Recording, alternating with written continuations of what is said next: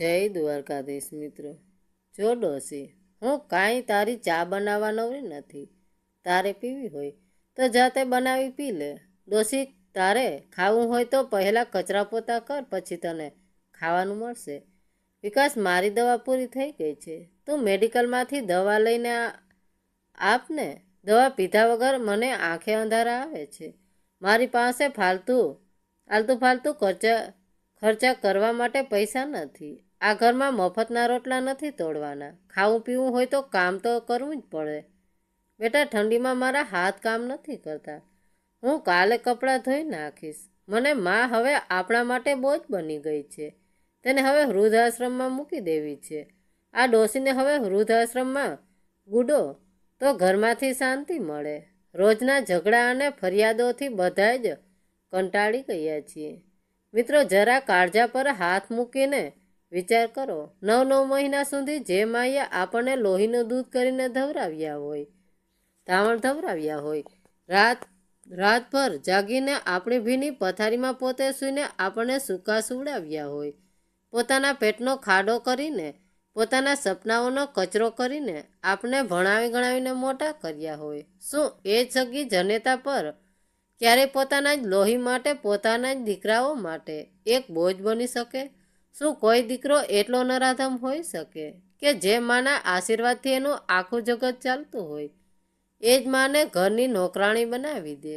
આજે હું તમને જે સાચી ઘટના સંભળાવવા જઈ રહી છું ને મિત્રો, એ સાંભળીને તમારા રૂવાડા ઊભા થઈ જશે। તમારી આંખોમાંથી ચોધારા આંસુ વહી જશે અને કાળજું કંપી જશે। આ કોઈ મનઘડત વાર્તા નથી, પણ ઉત્તર પ્રદેશના પવિત્ર ગણાતા વારાણસી એટલે કે કાશી શહેરના લંક વિસ્તારની એક સાચી આંખે દેખાયેલી ઘટના છે। જ્યાં ગંગા નદીના પવિત્ર ઘાટથી થોડે જ દૂર એકલા આલિશાન મોટો બંગલો આવેલો હતો, પણ એ બંગલાની ઊંચી ઊંચી દિવાલોની પાછળ એક માની એવી કાળી સિસકીઓ દબાવી દેવામાં આવી હતી, જે સાંભળીને પથ્થરનું હૃદય પણ પીગળી જાય। એ ઘરની માલકીન હતી 70 વર્ષની એક અબળા નારી, શારદા દેવી। ચહેરા પર ગજબની ખામોશી, આંખો પર જાડા કાચના ચશ્મા, ધ્રુજતા હાથ અને એ હાથમાં ટેકા માટેની લાકડી, એક જૂની છડી। જો તમને આવી હૃદયશ્રંપી અને સત્ય ઘટનાઓ ગમે છે તો અત્યારે જ આપણી ચેનલ સબસ્ક્રાઈબ કરો, આ વિડીયોને એક લાઈક આપો અને કોમેન્ટમાં ખાસ લખજો। ચાલો આ ઘટનાના એક એક પાનાનો ધીમે ધીમે ખોલીએ। આજથી વર્ષો પહેલાંની આ વાત છે। વારાણસીના લંક વિસ્તારમાં એ સમયે જમીનના ભાવ આજના જેવા આસમાને નહોતા। શારદા દેવીના પતિ સ્વર્ગવાસી હરિનારાયણ સક્સેનાજી એક સરકારી વિભાગમાં સાધારણ ક્લાર્ક તરીકે નોકરી કરતા હતા। માણસ એટલો ઈમાનદાર કે ક્યારે કોઈની હરામની પાઈ પણ ન લે। પગાર બહુ મર્યાદિત હતો, પણ સપના મોટા હતા।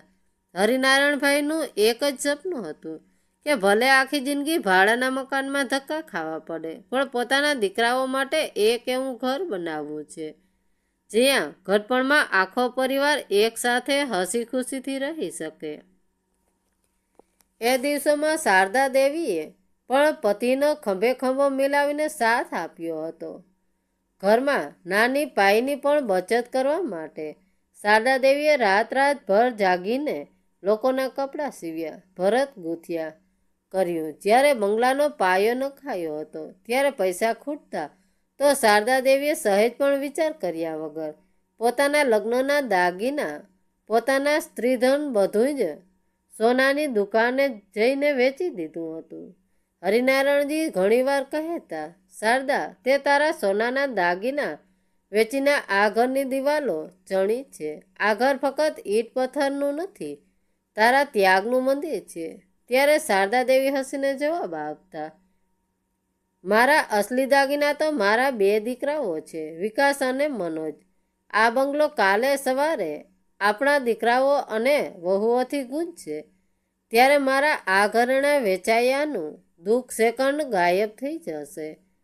સમય સરકતો ગયો। મોટો દીકરો વિકાસ ભણી ગણીને બેંકમાં ક્લાર્ક બન્યો, નાનો દીકરો મનોજ એક પ્રાઇવેટ કંપની સારા પગારે લાગી ગયો. હરિનારાયણજીએ બંને દીકરાઓના લગ્ન બહુ ધામધૂમથી કરાવ્યા. મોટી વહુ તરીકે રીના ઘરમાં આવી અને નાની વહુ તરીકે પૂજાએ પગલાં પાડ્યા. શરૂઆતમાં તો બધું એટલું સરસ ચાલતું હતું કે મહોલ્લાના લોકો પણ આ પરિવારના વખાણ કરતા થાકતા નહીં. શારદા દેવીને સવારે પથારીમાં ગરમ ચા મળતી અને વહુઓ બાજી કરતી, આખા ઘરમાં ફરતી. દીકરાઓ પણ ઓફિસેથી આવે એટલે પહેલા માના પગે લાગતા. પણ મિત્રો, સુખનો સૂરજ એટલો વહેલો ઉગે છે ને ક્યારેક ગ્રહણ પણ એટલી જ ઝડપથી આવી જાય છે. લગ્નના 2-3 વર્ષ થયા અને અચાનક હરિનારાયણજીનું હાર્ટએટેકથી અવસાન થઈ ગયું. ઘરનો મોહ તૂટી પડ્યો. શારદા દેવી જાણે અંદરથી ભાંગી પડ્યા. પણ તેમને એમ હતું કે મારા 2 સગા દીકરાઓ છે, મને કયા કોઈ આંચ આવવા દેવાના છે. પણ અરે રે, એ માને કયા ખબર હતી કે જે દીકરાઓને એણે કાળજાના ટુકડાની જેમ સાચવ્યા હતા, એ દીકરાઓ હવે રંગ બદલાવાના છે. પિતાના ગયેના માંડ 6 મહિના થયા હશે, ત્યાં જ ઘરમાં પવનનો રૂખ બદલાવા લાગ્યો. જે વહુઓ પહેલાં માના ચરણ સ્પર્શ કરતી હતી, એના મોઢા હવે મચકોડવા લાગ્યા. સૌથી પહેલાં તો માની સવારની ચા બંધ થઈ ગઈ. એક દિવસ સવારે શારદા દેવી રૂમમાં બેઠા હતા. 7 વાગી ગયા તોય ચા ન આવી. એટલે એમણે ધીમેકથી બહાર આવીને મોટી વહુ રીનાને પૂછ્યું, બેટા, આજે ચા બનાવવામાં મોડું થયું. ત્યારે રીનાએ રસોડામાંથી જ મોટેથી સંભળાવ્યું, માજી, હવે તમારી ઉંમર થઈ, સવારે મારે વહેલા ઉઠીને લોહીના પાણી કરવા પડે છે. અમારે કાલથી ચા જાતે બનાવી લેજો. રસોડામાં દૂધ અને ચાપત્તી પડ્યા છે. શારદા દેવીનું દિલ દુભાયું, પણ એમણે વિચાર્યું કે વહુઓ ઘરના કામમાં થાકી જતી હશે, એટલે કાંઈ બોલ્યા વગર રૂમમાં જતા રહ્યા. પણ આ તો માત્ર શરૂઆત હતી. મિત્રો, ધીમે ધીમે વહુઓએ રસોડા પર પોતાનો કબજો જમાવી લીધો. ઘરમાં અનાજ કરિયાણે બધું દીકરાઓ લાવતા, એટલે વહુઓએ એવી હવા ઉઠી કરી કે માં તો બેઠા બેઠા રોટલા તોડે છે. કેટલાક મહિનાઓ પછી તો હદ થઈ ગઈ. રસોડામાં તાળા મારવાનું શરૂ થઈ ગયું. હા મિત્રો, સગા દીકરાઓના ઘરમાં જનેતા માટે અનાજ ચોરી ન થઈ જાય એ માટે વહુઓ કબાટ અને ફ્રીજને તાળા મારવા લાગી. પણ નસીબને કંઈક બીજું જ મંજૂર હતું. કહાની આ અસલી આઘાત તો હવે આવવાનો હતો. એક દિવસ શિયાળાની સવાર હતી. આશરે સવારના 8 વાગ્યાનો સમય હતો. આખા બંગલામાં ગરમા ગરમ પરાઠા અને અમૂલ માખણની સુગંધ પ્રસરી રહી હતી. ડાઇનિંગ ટેબલ પર મોટો દીકરો વિકાસ, એની પત્ની રીના, નાનો દીકરો મનોજ અને એની પત્ની પૂજા પોતાના બાળકો સાથે બેસીને હસતા હસતા નાસ્તો કરી રહ્યા હતા. બીજી તરફ ઘરના એક ખૂણામાં આવેલા નાના અંધારામાં રૂમમાં 70 વર્ષના શારદા દેવી બેઠા હતા. ગઈ આખી રાત એમને ખાવાનું નહોતું મળ્યું, કારણ કે વહુએ કહ્યું હતું કે રાતની રસોઈ પૂરી થઈ ગઈ છે.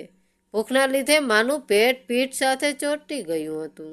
ડાયાબિટીસની બીમારીને કારણે શરીર ધ્રુજી રહ્યું હતું. તેમણે હિંમત ભેગી કરી ધીમેકથી રૂમનો દરવાજો ખોલ્યો અને લાકડાની લાઠી ટેકાવતા રસોડા તરફ ડગલા માંડ્યા. માને એમ કે કદાચ છોકરાઓ નાસ્તો કરે છે તો મને પણ 2 રોટલી આપશે. પણ જેવી મા રસોડાની અંદર પહોંચી, મોટી વહુ રીના રસ્તો રોકીને ઊભી રહી ગઈ. પરાઠાની પ્લેટ પાછળ છુપાવતા રીના બોલી, ક્યાં જાઓ છો? આમ ઘસતા શારદા દેવીએ ધ્રુજતા અને ગળગળા સાદે કહ્યું, વહુ બેટા, બહુ ભૂખ લાગી છે. કાલ રાતનું કાંઈ પેટમાં નથી ગયું. 2 રોટલી હોય તો આપને. રીનાએ આંખો મોટી કરી ભવા ચડાવીને તીખા અવાજે કીધું, રોટલી શું ઝાડ પર ઉગે છે?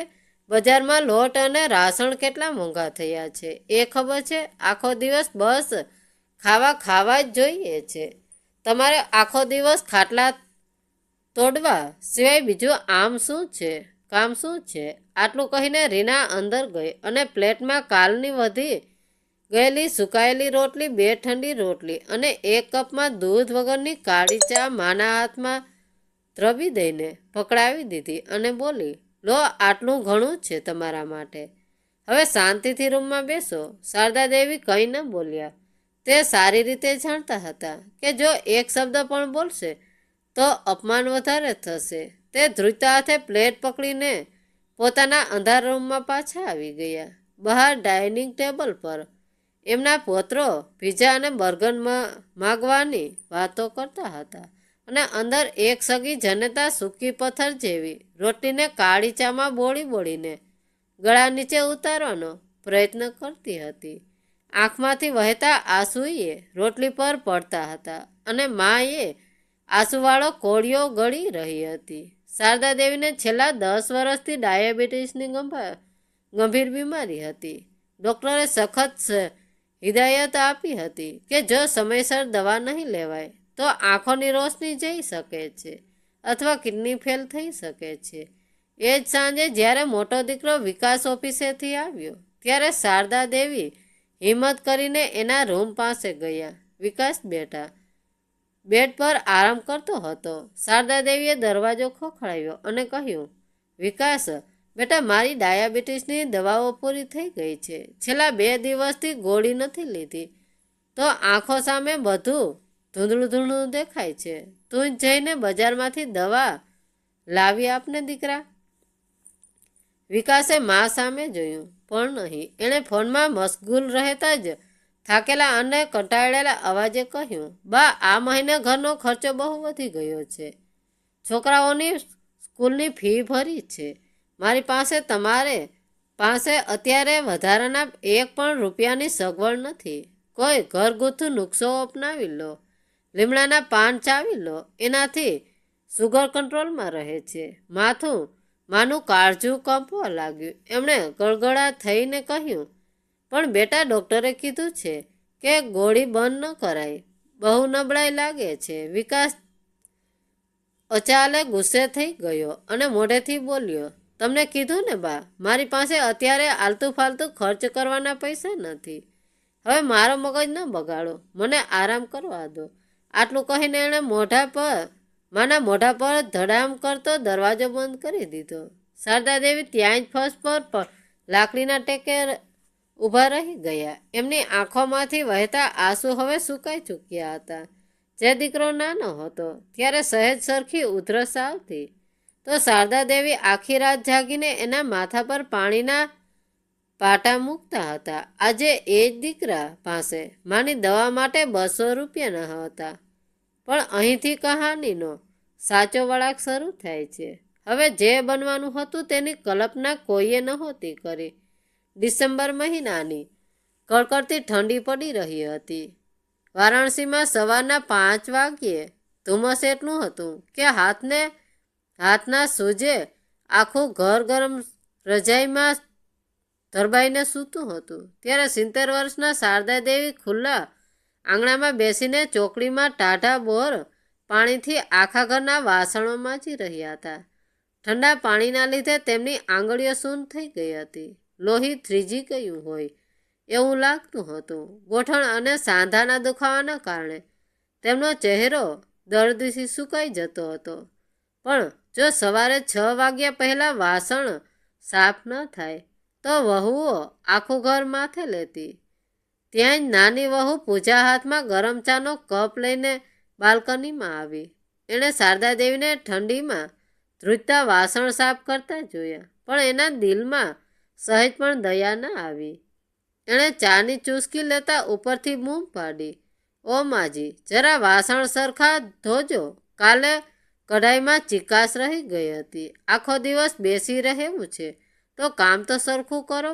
અને હા, વાસણ પતે એટલે પહેલાં ખૂણામાં કપડાં પડ્યા છે એ પણ ધોઈ નાખજો. વોશિંગ મશીન ખરાબ થઈ ગયું છે એટલે હાથેથી જ ધોવા પડશે.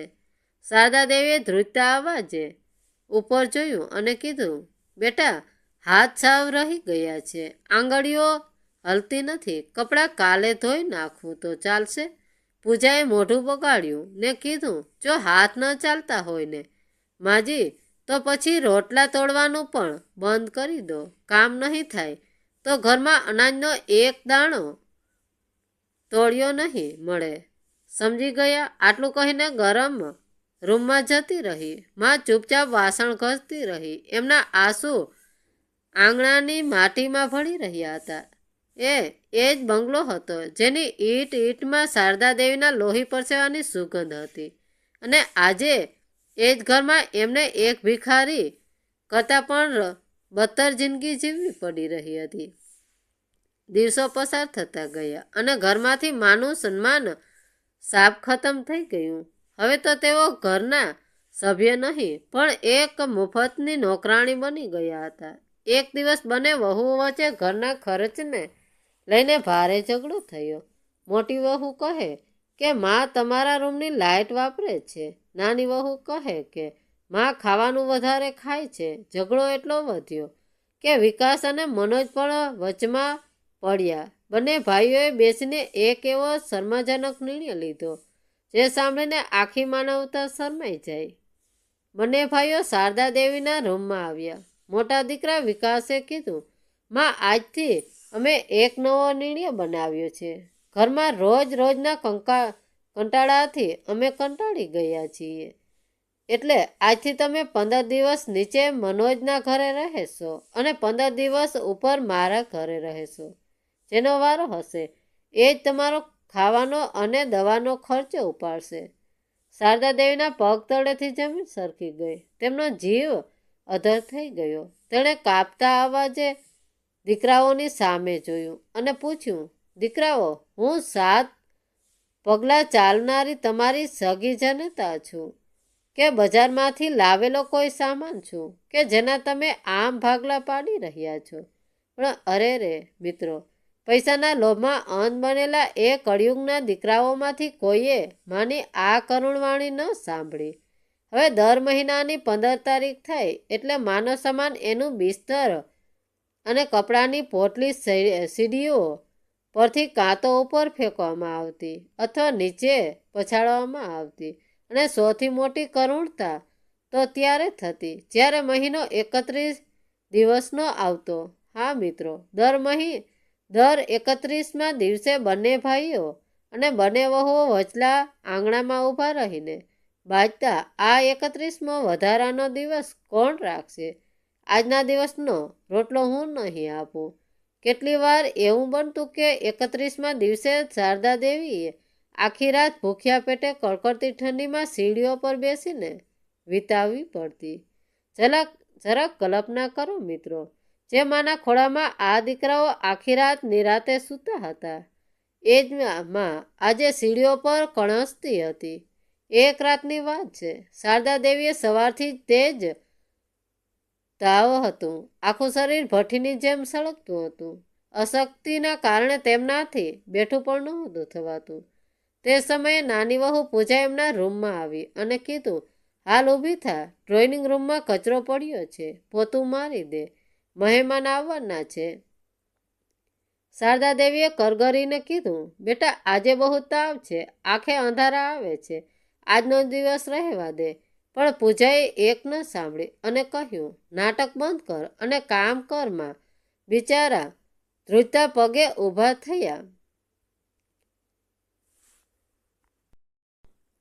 હાથમાં પોતાનું વાસણ લીધું અને હોલમાં સાફ કરવા લાગ્યા. નબળાઈ એટલી હતી કે અચાનક તેમનું સંતુલન બગડ્યું. પગ લપસ્યો અને શારદા દેવી ધબ દઈને સોફલા ખૂણામાં સાથે ભટકાયા. તેમનું માથું ફાટી ગયું. કપાળમાંથી લોહીની ધાર વહેવા લાગી અને આખું લાલ ચોળ લોહી હોલમાં મોંઘા કાલીન પર પડવા લાગ્યું. શારદા દેવી દળથી ચીસ પાડી ઉઠ્યા. ઓ માળી રે, કોઈ બચાવો! ચીસ સાંભળીને પૂજા દોડતી આવી. પણ આશ્ચર્યની વાત જુઓ મિત્રો, સાસુના માથામાંથી લોહી નીકળતું લોહી જોઈને એના મોઢામાંથી ચિંતાનો એક શબ્દ નીકળ્યો. એણે રાડ પાડી, અરે રે, મારું 2 લાખનું ક્લિંક બગાડી નાખ્યું. આ લોહીના ડાઘા આવી કેમ કરીને જશે?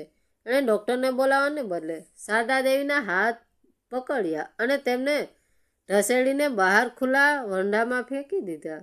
ઠંડી હવા માથામાંથી વહેતું લોહી અને ફસ પર પડેલી એકમાં તે રાત્રે આકાશના તારા સામે જોતા જોતા શારદા દેવીને પહેલીવાર અહેસાસ થયો કે આ ઘરમાં હવે માં નથી, પણ માત્ર ને માત્ર એક નકામો બોજ છે. તે રાત્રે એમણે ભગવાન સામે હાથ જોડ્યા અને કીધું, હે ઠાકોરજી, હવે મને તારી પાસે બોલાવી લે. પણ મિત્રો, ભગવાનને ઘરે દેર છે, અંધેર નથી. કુદરતનો ન્યાય તો હવે શરૂ થવાનો હતો.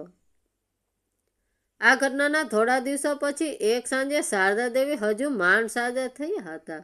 તે ઢાબા પર સુકાયેલા કપડાં લેવા માટે ધીમે ધીમે સીડીઓ ચડી રહ્યા હતા. જેવા તે ઢાબાના દરવાજા પાસે પહોંચ્યા, તેમણે જોયું કે વિકાસ અને મનોજ બંને ત્યાં ઊભા રહીને સિગરેટ પીતા પીતા ગુપ્ત વાતો કરી રહ્યા હતા. શારદા દેવી સીડીઓની પાછળની દિવાલના ઓથે ઊભા રહી ગયા.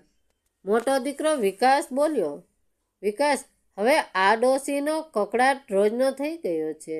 કયા સુધી આ 15 હાથમાંથી કપડાની પોટલી નીચે સરી પડી. એમની શ્વાસ અધર થઈ ગયું, હૈયું ફાટી ગયું, આંખો સામે અંધારા છવાઈ ગયો. જે દીકરાઓ માટે એમણે પોતાની આખી જિંદગી હોમી દીધી હતી, પોતાના દાગીના વેચી દીધા હતા, રાતભર જાગીને સિયોમ કામ કર્યું હતું, આજે એ જ દીકરાઓ પોતાની સગી જનતાનો સોદો કરવા બેઠા હતા 2 કરોડ રૂપિયા માટે. માને અનાથ આશ્રમમાં ધકેલવાની યોજના બનાવી રહી હતી. માં તે રાત્રે રડી નહીં. હા મિત્રો, જ્યારે દુઃખ હદથી વધી જાય ને ત્યારે આંસુ પણ સાથ છોડી દે છે. શારદા દેવી ચૂપચાપ પોતાના રૂમમાં આવ્યા. તેમણે રૂમનો દરવાજો અંદરથી બંધ કર્યો. તેમના ચહેરા પર એક અજીબ શાંતિ હતી, એ શાંતિ જે તોફાન આવતા પહેલાં હોય છે. તે રાત્રે રૂમની ટીમટીમતી બલ્બની રોશનીમાં શારદા દેવીએ પલંગની નીચેથી પોતાનો એક ખૂબ જ જૂનો કાટ ખાઈ ગયેલો લોખંડનો સંદૂક બહાર હાર ખેંચી આવ્યા. ધ્રુજતા હાથે તેમણે સંદૂકનું જૂનું તાળું ખોલ્યું. અંદર પતિના જૂના કપડાં અને થોડીક યાદો પડી હતી. એ કપડાની નીચેથી તેમણે એક લાલ કલરની પ્લાસ્ટિકની ફાઇલ બહાર કાઢી. આ એ જ ફાઇલ હતી જે મરતી વખતે શારદા દેવીના પતિ હરિનારાયણજીએ એમના હાથમાં સોંપી હતી અને કીધું હતું, શારદા, આ ફાઇલ તારું રક્ષણ કવચ છે. આને જીવનની જેમ સાચવજે. જ્યાં સુધી ઘી બહુ મોંઘી આફત ન આવે ત્યાં સુધી આ કાગળો કોઈને બતાવતી નહીં. શારદા દેવીએ ફાઇલ ખોલી. અંદર સાફ સુથરા સ્ટેપમાં પેપરવાળા અસલી કાગળો રાખેલા હતા. એ કાગળો હતા આખા બંગલાની અસલી રજિસ્ટર અને હરિનારાયણજીની વસિયત. તેમાં સાફ સાફ અક્ષરોમાં લખેલું હતું કે લંકાશ્રીત આ આખો બંગલો અને જમીન માત્ર ને માત્ર શારદા દેવીના નામે છે. હરિનારાયણજીએ પોતાના દીકરાઓના લક્ષણ કદાચ વહેલા પારખી લીધા હશે, એટલે એમણે દીકરાઓનો કોઈ જ હક આ મિલકતમાં રાખ્યો ન હતો. શારદા દેવીએ કાગળો પર હાથ ફેરવ્યો. આંખમાંથી એક આંસુનો ટીપો એ કાગળ પર પડ્યો. તેમણે ધીમેથી કીધું, અત્યાર સુધી મેં સહન કર્યું કારણ કે હું એક માં હતી, પણ હવે મારો ન્યાય શરૂ થશે. હવે સમય આવી ગયો છે. બીજી સવારે ઘરમાં રોજની જેમ હલચલ શરૂ હતી, પણ શારદા દેવી વહેલી સવારે કોઈને કહ્યા વગર ચૂપચાપ ઘરની બહાર નીકળી ગયા.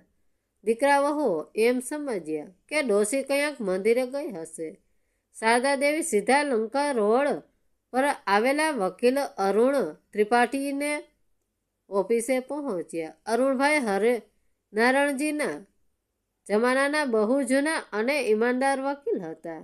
શારદા દેવીએ લાલ ફાઇલ વકીલની ટેબલ પર મૂકી અને કીધું, બેટા અરુણ, આ કાગડો જરા જોઈ લે. વકીલે કાગડો વાંચ્યો અને ગંભીર થઈને બોલ્યા, કાકીજી, આ મકાન કાયદેસર રીતે 100% તમારા નામે છે. આ બંગલાના અસલી માલિક તમે છો. તમારી સહી વગર આ ઘરની કોઈ એક ઈંટ પણ કોઈ હલાવી શકે તેમ નથી. શું તમારા દીકરાઓ કંઈ ગડબડ કરે છે? શારદા દેવીએ શાંત પણ મક્કમ અવાજે કીધું, જો હું આ ઘર વેચવા માંગુ તો વેચી શકું. વકીલ આશ્ચર્યચકિત થઈ ગયા. હા કાકીજી, તમે ધારો તો આ ઘર ગમે તેને વેચી શકો છો અથવા દાન કરી શકો છો. કોઈ તમને રોકી નહીં શકે. શારદા દેવીએ થોડી વાર વિચાર કર્યો, આંખો બંધ કરી અને પછી બોલ્યા, બેટા, મને શહેરમાં ચાલતા કોઈ સારા અનાથ આશ્રમના ટ્રસ્ટી સાથે મુલાકાત કરાવી આપ. વકીલ અરુણ ત્રિપાઠીએ પૂછ્યું. પણ કેમ કાકીજી? શારદા દેવીની આંખોમાં નમી હતી, પણ અવાજ લોખંડ જેવો મજબૂત હતો. જે બાળકોની માં નથી, જેઓ રસ્તા પર અનાથ રખડે છે. મારે આ આખો બંગલો એ બાળકોના નામે કરવો છે. મારે અહીં અનાથ આશ્રમ બનાવવો છે. વકીલ અરુણ થોડીવારમાં સામે જોતા રહ્યા અને પછી આદરપૂર્વક માથું નમાવી દીધું. બીજી તરફ બંગલામાં વિકાસ અને મનોજ બહુ ખુશ હતા. બપોરે તેમના ઘરે શહેરનો મોટો પ્રોપર્ટી ડીલર અનિલ મહેરા આવવાનો હતો. બપોરના 2 વાગ્યા. અનિલ મહેરા સૂટ બૂટ પહેરીને હાથમાં બ્રિસ્કેટ લઈને ડ્રોઈંગ રૂમમાં આવ્યો. રીના અને પૂજાએ એના માટે કાજુ બદામનો નાસ્તો અને ગરમાગરમ પિસ્તા. વિકાસે કીધું, મહેરાજી, લોકેશન એકદમ પ્રાઇમ છે. 2 કરોડથી 1 રૂપિયો પણ ઓછો નહીં લઈએ. મહેરાએ ઘરનું બધું જોયું અને કીધું, વાત બરાબર છે. કાગળો ઓકે હોય તો સોદો પાકો સમજો. રજિસ્ટરના દિવસે અસલી માલિકની સહી જોશે. મનોજે અંદરથી એક જૂની ફાઇલ લાવીને બતાવી, જે માત્ર લાઇટ બિલ અને હાઉસ ટેક્સની ફાઇલ હતી. મનોજે હસીને કીધું, એ તો બધું થઈ જશે. ઘર અમારા બાપનું છે, એટલે અમારા બંનેના નામે જ હોય ને. શારદા દેવી પોતાના રૂમની બારીમાંથી આ બધું જોઈ રહ્યા હતા અને સાંભળી રહ્યા હતા.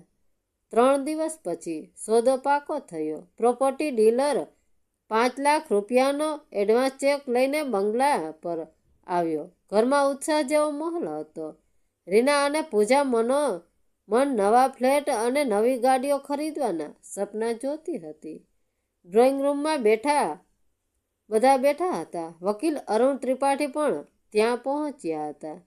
ડીલર અનિલ મહેરાએ ટેબલ પર 5 લાખનો ચેક મૂક્યો અને વિકાસના હાથમાં પેન આપતા કીધું, લો વિકાસભાઈ, આ ટોકન માની લ્યો. હવે અસલી માલિક આ કાગળ પર સહી કરી દો. જેવો વિકાસે પેન ઉપાડી, ત્યાં જ પાછળથી એક ગાજરમાન અને કડક અવાજે આવ્યો, થોભી જાઓ, આ કાગળો પર સહી કરવાનો કોઈને અધિકાર નથી. બધાએ ચોંકીને પાછળ જોયું. સીડીઓ પરથી 70 વર્ષના શારદા દેવી ધીમે ધીમે નીચે ઉતરી રહ્યા હતા. આજે તેમના ચહેરા પર કોઈ લાચારી નહોતી. આજે તેમણે પીળા કલરની સુંદર સાડી પહેરી હતી. આંખોમાં ગજબનું તેજ હતું અને હાથમાં એ ચમકતી લાલ ફાઇલની. વિકાસ ખીજાયો, બા, તમે અંદર જાઓ ને. અહીં બિઝનેસની વાતો ચાલે છે. તમારું શું કામ છે? શારદા દેવી સીધા ટેબલ પાસે આવ્યા. એમણે લાલ ફાઇલ ખોલી અને અસલી રજિસ્ટરના કાગળો પ્રોપર્ટી ડીલર મહેરાની સામે ફેંક્યા અને કીધું, પહેલાં આ કાગળો વાંચી લે મહેરાજી. મહેરાએ કાગળો વાંચ્યા અને એની આંખો ફાટી ગઈ. એ ઊભો થઈ ગયો અને વિકાસ સામે જોઈને બોલ્યો, વિકાસભાઈ, આ તમે મારી સાથે કેવી રમત રમો? આ ઘરની એકમાત્ર અસલી માલિક તો આ શારદા દેવી છે. તમારો તો આમાં કોઈ હક નથી. શું વિકાસ અને મનોજ બંને હક્કા બક્કા રહી ગયા. રીનાના હાથમાંથી ચાની પ્લેટ નીચે પડી ગઈ અને કાચના ટુકડા થઈ ગયા. પૂજાના મોઢામાંથી શબ્દ ના નીકળ્યા. વકીલ અરુણ ત્રિપાઠીએ ઊભા થઈને કીધું, હા મનોજ અને વિકાસ, આ મકાન તમારા સરોગેસીએ પિતાએ પૂરેપૂરું શારદા દેવીના નામે ખરીદ્યું હતું. આ ઘર વેચવું કે રાખવું એ માત્ર આમનો નિર્ણય રહેશે. વિકાસ ધ્રુજવા લાગ્યો. એ દોડીને માના પગમાં પડી ગયો. માં, અમને માફ કરી દે. અમે તો બસ મજાક કરતા હતા. અમે તને ક્યાંય વૃદ્ધાશ્રમ નહોતા મોકલવાના. તું તો અમારી વહાલી માં છે. મનોજ પણ પાછળ આવીને હાથ જોડવા લાગ્યો. શારદા દેવીએ લાકડી અધર કરીને બંનેને રોક્યા અને કીધું, બસ, તમારા મોઢેથી મા શબ્દ હવે સારો નથી લાગતો. મજાક એને કહેવાય જેનાથી કોઈનું દિલ ન દુભાય. તમે તો જીવતી માનું શ્રાદ્ધ કરવા બેઠા હતા. તમે મારો સોદો કરવા નીકળ્યા હતા ને હવે જુઓ માનો અસલી ન્યાય. તેમણે વકીલ સામે જોયું. વકીલે બીજે ફાઇલ બહાર કાઢી અને ઘોષણા કરી, શારદા દેવીએ આ આખો બંગલો નવજીવન બાળસેવા ટ્રસ્ટીને દાનમાં આપી દીધો છે. આ બંગલામાં હવે અનાથ આશ્રમ બનશે. ના, આવું નહીં થઈ શકે. મનોજ જોરથી ચીસ પાડી ઉઠ્યો. શારદા દેવીએ દ્રઢ અવાજે કીધું, આવું થઈ ચૂક્યું છે. જે દીકરાઓ માના ભાગલા પાડે એ દીકરાઓને આ ઘરમાં રહેવાનો કોઈ હક નથી. આ ઘર હવે મારું છે અને અહીં કોણ રહેશે એ હું નક્કી કરીશ. ઘરમાં જાણે માતમ છવાઈ ગયો. જે વહુઓ કાલ સુધી હવામાં ઉડતી હતી એ રડવા લાગી. રીના બોલી, માજી, અમારા નાના નાના છોકરાઓ છે, અમે કહીએ જઈશું. શારદા દેવીએ કઠોર થઈને કીધું, જેમ તમે મારા માટે વૃદ્ધાશ્રમ વિચાર્યો હતો તેમ તમે પણ તમારા માટે કોઈ રસ્તો શોધી લો. તમારા જેવી ઝેરેલી વહુઓ અને નરાધમ દીકરાઓનો પડછાયો પણ હવે આ પવિત્ર ઘરમાં નહીં પડે. વકીલ અરુણ ત્રિપાઠીએ ઘડિયાળ સામે જોયું અને કીધું, વિકાસ અને મનોજ, તમારી પાસે માત્ર 1 કલાકનો સમય છે. તમારો સામાન પેક કરી લો. મેં પોલીસ સ્ટેશનમાં ફોન કરી દીધો છે. પ્રોટેક્શન માટે પોલીસ બહાર જ ઊભી છે. બંને ભાઈઓ અને વહુઓ ઉપર નીચે દોડવા લાગ્યા. જે રૂમમાં તેઓ એશ કરતા હતા ત્યાંથી પોતાના કપડાં બેગ અને સામાન ઉતાવળે ભરવા લાગ્યા. મોહલ્લાના લોકો પણ બંગલાની બહાર ભેગા થઈ ગયા હતા. બધા બહાર ઊભા રહીને થૂથું કરી રહ્યા હતા. સારું થયું, જેવા સાથે તેવા નરાધમો માને નોકરાણી બનાવતા હતા. ભગવાને બરાબરનો ન્યાય કર્યો. બરાબર 1 કલાક પછી પોલીસની ગાડી આવી. 2 કોન્સ્ટેબલ અંદર આવીને કીધું, ચાલો ભાઈઓ, બહાર નીકળો. વિકાસ અને મનોજ પોતાની પત્નીઓ અને બાળકો સાથે હાથમાં સામાનની બેગ લઈને રાતોરાત બંગલાની બહાર નીકળ્યા. લોખંડનો મોટો ગેટ એમના મોઢા પર ધડામ કરતો બંધ થઈ ગયો. જે બંગલાના અહંકારમાં તેઓ માને કચરો સમજતા હતા, આજે એ જ બંગલામાંથી તેઓ ભિખારીની જેમ બહાર ફેંકાઈ ગયા હતા. દીકરાઓના ગયા પછી બંગલામાં થોડીવાર શાંતિ રહી. શારદા દેવીએ એક ઊંડો શ્વાસ લીધો. તેમની આંખોમાં થોડું દુઃખ જરૂર હતું, કારણ કે આખરે તો તે એક માં હતી. પણ મનમાં સંતોષ હતો કે તેમણે પાપ સામે ઘૂંટણ નહોતા ટેકાવ્યા. અડધા કલાક પછી બંગલાના આંગણામાં એક મિની બસ આવીને ઊભી રહી. બસ પર લખ્યું હતું, નવજીવન બાળ સેવા ટ્રસ્ટ. બસનો દરવાજો ખુલ્યો અને તેમાંથી નાના નાના ગરીબ અને અનાથ બાળકો બહાર ઉતર્યા. કોઈના પગમાં ચંપલ નહોતા, કોઈના હાથમાં તૂટેલી થેલી હતી, પણ દરેક બાળકની આંખોમાં એક અજીબ આશા હતી. ટ્રસ્ટના સંચાલક સરલા મિશ્રા આગળ આવ્યા અને શારદા દેવીને હાથ જોડીને પ્રણામ કર્યા. પ્રણામ માજી, આજે આ બાળકોને એમનું નવું ઘર મળી ગયું. શારદા દેવીએ વહાલથી બાળકો સામે જોયું.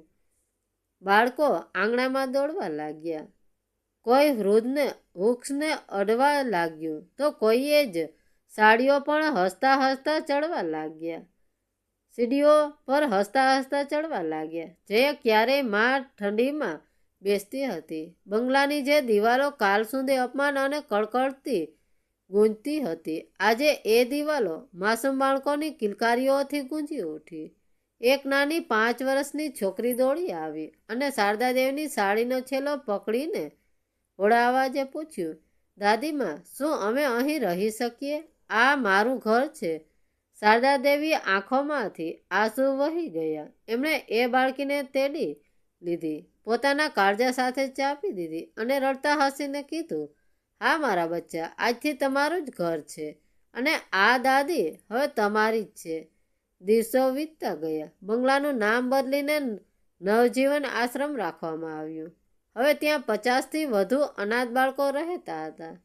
શારદા દેવી પોતે રસોડામાં ઊભા રહીને બાળકો માટે ગરમા જમવાનું બનાવતા હતા. રસોડાના તાળા કાયમ માટે તૂટી ગયા હતા. બીજી તરફ વિકાસ અને મનોજની હાલત બહુ ખરાબ થઈ ગઈ હતી. બજારમાં એમની આબરૂ ધૂળમાં મળી ગઈ હતી. કોઈ સગા સંબંધીઓએ એમને આશરો ન આપ્યો. તેઓ એક નાનકડા ગંદા ભાડાના મકાનમાં રહેવા મજબૂર બન્યા હતા. પૈસાની તંગીના લીધે બંને વહુઓ રોજ અંદરો અંદર લડતી હતી. એક દિવસ મોટો દીકરો વિકાસ પસ્તાવાના આંસુ સાથે એકલો બંગલા પાસે આવ્યો. એણે ગેટ ખખડાવ્યો. ચોકીદારે એને રોક્યો, પણ શારદા દેવીએ એને અંદર આવવાની મંજૂરી આપી. વિકાસ આંગણામાં આવ્યો. એણે જોયું કે જે ઘર કાલ સુધી નરક જેવું હતું આજે એ સ્વર્ગ બની ગયું હતું. એ માના પગમાં પડી ગયો. માં, મને માફ, મારી ભૂલ સમજાઈ ગઈ છે. પૈસાના લોભમાં હું આંધળો બની ગયો હતો. મને માફ કરી દે. શારદા દેવીએ શાંતિથી કીધું. વિકાસ, માફી માગવાથી વીતેલો સમય પાછો નથી આવતો, પણ જો તું સાચે જ બદલાવા માંગતો હોય તો દર રવિવારે અહીં આવ અને આ અનાથ બાળકોને સેવા કર, એમને ભણાવ, એમના માટે રાશન લાવ. સેવા જ તારા પાપનું પ્રાયશ્ચિત છે. વિકાસે માથું નમાવી દીધું. ધીમે ધીમે મનોજ પણ આવ્યો. બંને ભાઈઓ હવે દર રવિવારે આવીને આશ્રમમાં સાફ સફાઈ કરતા અને બાળકો માટે અનાજ લાવતા. તેમના મનનો અહંકાર ઓગળી ચૂક્યો હતો. મિત્રો, આ સત્ય ઘટના આપણને બહુ મોટો પાઠ ભણાવે છે. માતા પિતા ક્યારેય ઘરનો બોજ નથી હોતા, પણ એ આપણા ઘરનો મજબૂત પાયો હોય છે. જે ઘરમાં વડીલોની આંખમાં આંસુ પડે છે ને એ ઘર ગમે એટલું આલીશાન હોય એક દિવસ સ્મશાન બની જાય છે. પૈસા આજે છે ને કાલે નથી, પણ જનેતાના આશીર્વાદ જો એકવાર માથા પરથી હટી જાય ને મિત્રો, તો કરોડો રૂપિયા પણ માણસને સુખ અને શાંતિ નથી આપી શકતા. યાદ રાખજો, આજે આપણે આપણા માતા પિતા સાથે જેવું વર્તન કરીશું, કાલે સવારે આપણું લોહી આપણા સંતાનો આપણી સાથે એવું જ વર્તન કરશે. કર્મનો આ ન્યાય અટલ છે દોસ્તો. જો આ હૃદયસ્પર્શી વાર્તા તમારા દિલને અડી ગઈ હોય તો આ વિડીયોને વધુમાં વધુ શેર કરજો, લાઈક કરજો.